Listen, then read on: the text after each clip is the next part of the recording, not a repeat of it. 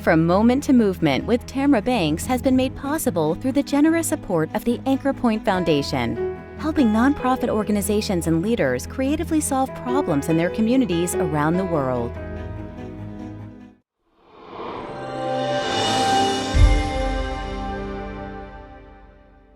Racism is steeped into the very core of this country. And now, in 2020, Black voices are tired of being ignored, muffled, and killed. Millions of Americans are demonstrating, protesting to make their voices heard, especially Black Americans. A movement has to arise from the ashes of the moment. From Moment to Movement is a series of one-on-one truth-telling conversations with the Black community, aimed at working towards addressing police brutality and changing systemic racism.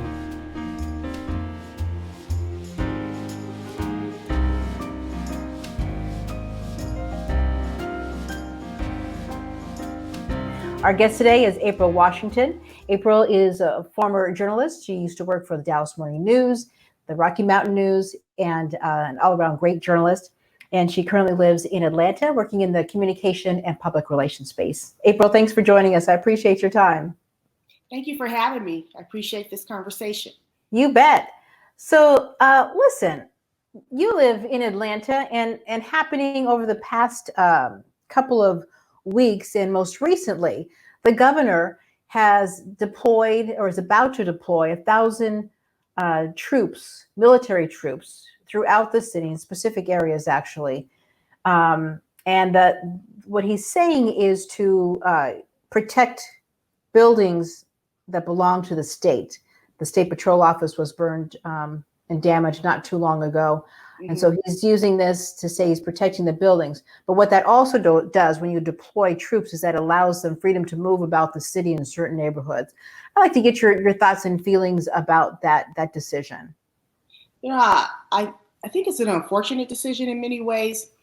Yes, there's been some damage and there's been some looting. But, like Martin Luther King said, looting is a form of people just trying to be heard. A lot of the damage and looting hasn't been done by the protesters. It's been done by different agitators who have joined in on the protest just to create problems. But I think what is the real impetus for what the governor is doing is over the weekend in Stone Mountain, a group of African Americans protest, and they came out in military gear and armed, just like we've seen white protesters do at the state capitol in Michigan when they stormed the state capitol with guns. Well, this group came out in, like I said, in military gear and was carrying, assault weapons and assault rifles, exercising their Second Amendment rights, just like anybody else. And then that became an impetus for the governor to deploy 1,000 troops. I don't think it's necessarily the buildings. I think it was the fear of seeing armed Black people. Well, I think it's important to note that, and first of all, for people who don't know where Stone Mountain is in relation to Atlanta, it's probably 20 minutes south of Atlanta. And it was a Klan headquarters for the state of Georgia, right? It was a Klan headquarters for the state of Georgia. It is where Confederate heroes are carved into the side of the Stone Mountain, just like, some of the presidents are carved into the mountain in South Dakota at Mount Rushmore. Was a similar kind of mountain where Confederate soldiers Confederate leaders like General Lee and so forth are Jefferson Davis. They're carved into the mountainside. I want to ask about your son and the fact that he's a young a boy now, but he's soon to be a young man, and your concerns around that. But let's talk a little bit about the Confederate statues throughout the state. We're talking about Georgia, but really throughout the country. Some would argue that, hey, this is heritage. These were my people. They deserve to stay up, and the flag, represents something that my family was proud of. What say you? Well, let me say two things. Let me talk about Governor Kemp really quick again. Here's the irony of Governor Kemp, what he's doing because he saw armed Black people protesting in Stone Mountain. Governor Kemp ran an offensive ad, as far as I'm concerned, regarding when he was running for governor, and he was brandishing a gun, and talking about how he's going to like keep the immigrants out. So there's the irony of that. It's okay for him to brandish guns in a TV ad. It's okay for him to do all of that. But the irony is, it's not okay for African Americans to exercise their Second Amendment rights in an open carry state. So that's the irony there. When it comes to my heritage, one man's heritage is another man's oppression and subjugation. So a lot of these monuments were not put up after the Civil War. They were put up during the Jim Crow era to remind Black people that the South is still Confederate South. You are still going to be subjugated. You're still going to be treated like second-class citizens. And all through Jim Crow, there was segregation. There was no separate but equal. They had nice pools, you swam in a pond. They went to nice schools, you went to a one-room school, building made up, built with siding and plywood. They had better books, you had inferior books. So that heritage, the statues, the flag, the Confederate flag, those were meant to remind Black people, particularly in the South, where their place was, and to remind Black folks in the South that you are still in the South, where we're going to subjugate you and we're going to oppress you by any means necessary. Well, and it's important to note that most of those statues were not erected right after the Civil War. It wasn't until the Jim Crow era. And so to talk about, well, I had relatives that fought for the war and that was erected in the 1800s. No, actually, it was more like the 1900s. And so to your point, it was to send a very clear message about the North may have won the war, but the South won the argument. They won the argument. They won the battle, because then they had a number of, congressional, very powerful congressmen, senators, who actually continue to put laws in place and continue to support laws that would subjugate African Americans in this country. They would continue to support actions and laws that would allow Black people to be lynched in this country, and there would be nobody brought to justice for it. You had Medgar Evers shot. No one was brought to justice for it for almost 20-something years. You've had those laws and the symbols and their statues and their rituals were meant to put the fear into African Americans. Also, then you have the KKK, who also was a terrorist group, as far as I'm concerned, went around across the South burning crosses to remind Black people that they were going to be subjugated. Ida B. Wells wrote and showed the world and revealed to the world that 5,000 Black men had been lynched during the Jim Crow era. So, and she brought attention to that by bringing attention to that overseas, which brought and bared pressure on the United States. So we have so there's a lot of dark history. I mean, you can whitewash history.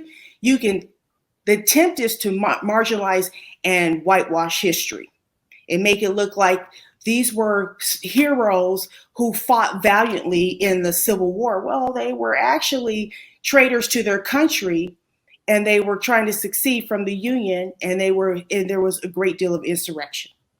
So here we are in 2020, and now a lot of this history is becoming reality. We've had, almost 300 years to figure out the history. Why now? What's different about this moment in time where people are ready to march arm in arm with Black and brown folks? I think what's this moment in time is you have a different generation who's saying we're just not going to take it anymore. while you and I were the children of the civil rights movement, while we benefited from integration, we were just focused on building a life for ourselves, building a career for ourselves, and trying to assimilate into our workplaces, into corporate America. This generation, what is laid bare is the pandemic gave them plenty of time to see the ills that are and the ills of America. Is laid bare our racial divisions, is laid bare our the injustices, police brutality. It is laid bare before all of us that we are not we're still trying to reach the better selves and find our better angels in America, and that African Americans and people of color, Latinos, who are disproportionately incarcerated, disproportionately brutalized by the police, disproportionately killed by the police. I think that was the moment in time. But watching George Floyd lay on the ground and be basically killed and choked out by the officer's knee, that was a bridge way too far. I mean, because you actually got to see a modern day lynching. Mm-hmm, mm-hmm. And America finally was able to see what Black people have been saying has been going on, and the treatment they've been receiving and at the hands of the police for decades. Right. And so when you see George Floyd, or you see Ahmaud Arbery and Trayvon Martin, I mean the list is sadly way too long to list. Michael Brown, and you see your own young son, who is now 17. He goes out the door. What goes through your mind? What do you embark about? What do you tell him about before he leaves the house? Before he leaves the house, and what goes through my mind, I want him to come home safe, and I don't want him to, get in any trouble. I want him to, hang out with people who aren't going to get you in trouble and so forth. But when he leaves the house, it angers you as a mother, that the fact that you have to tell your son, if you get stopped by the police, you say yes or no, sir. You keep your hands to your side or where they can see it at all times. You be as respectful as possible. Do not agitate the police officer. Do not talk back. And, that's hard for teenagers because all they do is talk back. All they do is push back and rebel and try to push their independence.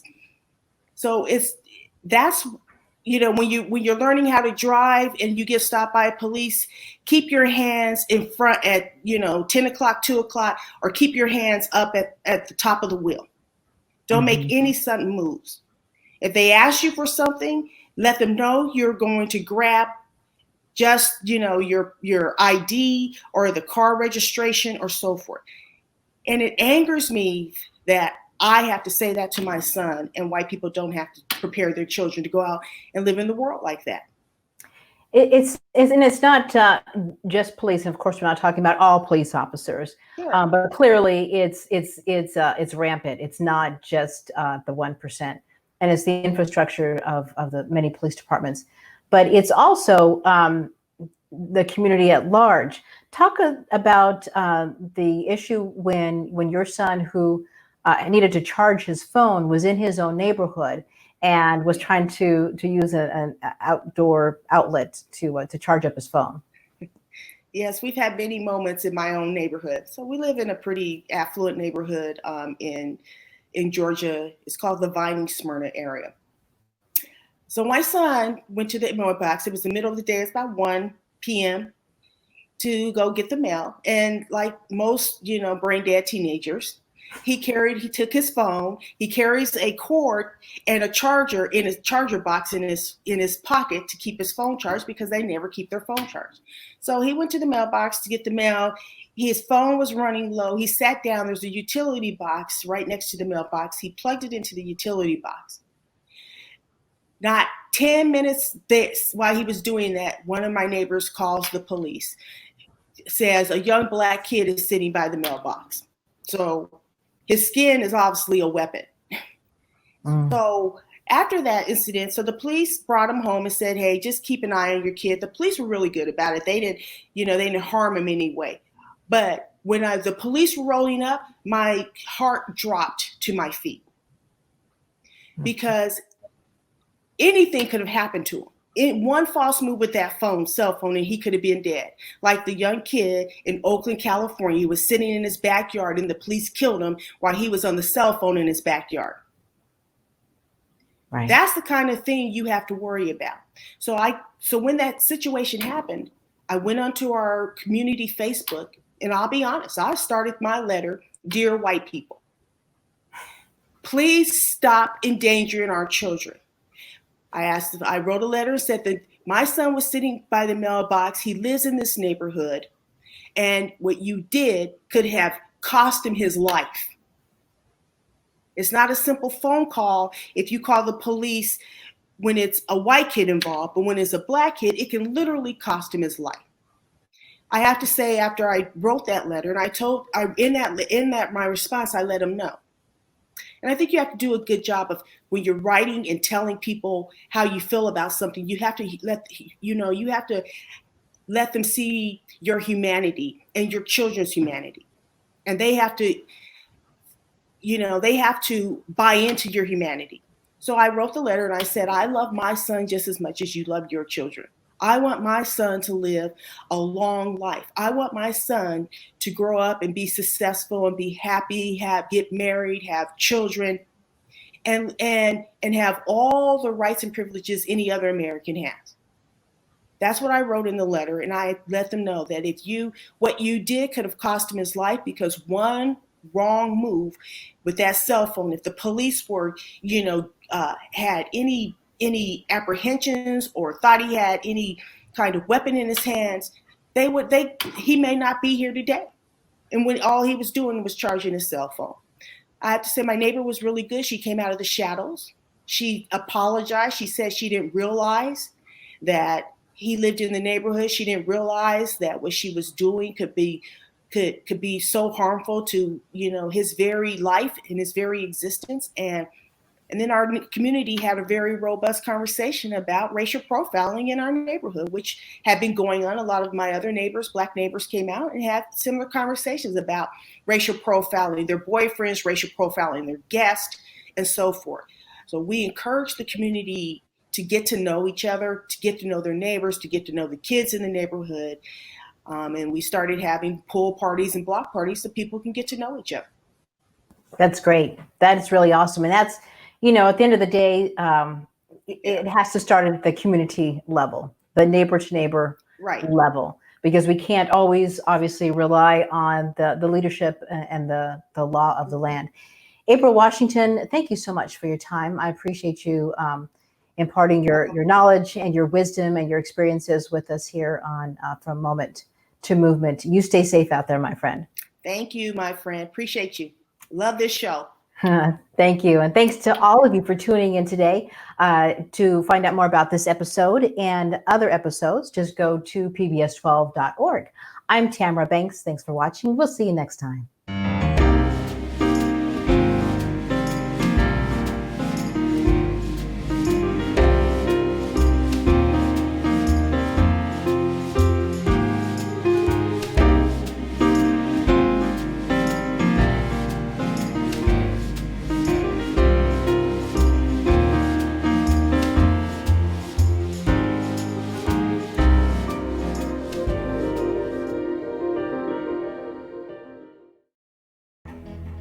From Moment to Movement with Tamara Banks has been made possible through the generous support of the Anchor Point Foundation, helping nonprofit organizations and leaders creatively solve problems in their communities around the world.